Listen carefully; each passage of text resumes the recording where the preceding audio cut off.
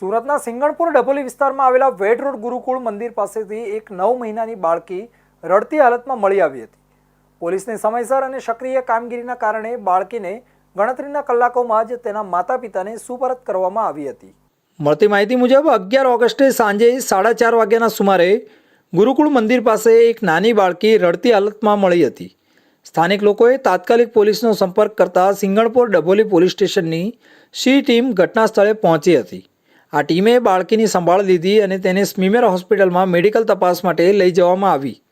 ત્યારબાદ મોડી રાત્રે બાળકીને કતારગામ ખાતેના શિશુગૃહમાં સુરક્ષિત રીતે સોંપવામાં આવી હતી। પોલીસે બાળકીના વાલી વારસાની શોધખોળ માટે તરત જ અલગ અલગ ટીમો બનાવી। આ ટીમોએ સીસીટીવી ફૂટેજની તપાસ કરી અને આસપાસના લોકોની પૂછપરછ કરી। આ સઘન પ્રયાસોને પગલે બાળકીના માતા પિતા મળી આવ્યા।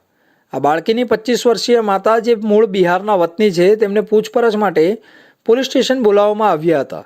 માતાએ જણાવ્યું કે તેઓ તેમના સંબંધીઓને મળવા માટે લીંડિયાડ આવ્યા હતા અને ત્યાંથી અન્ય સંબંધીઓ સાથે ગુરુકુળ મંદિરે ફરવા ગયા હતા।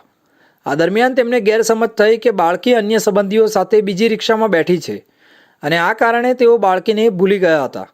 બાળકીના વાલીઓ મળ્યા બાદ પોલીસે શિશુગૃહમાંથી તેનો કબજો પરત લીધો અને બાળકીને તેની માતાને સુરક્ષિત રીતે સોંપી।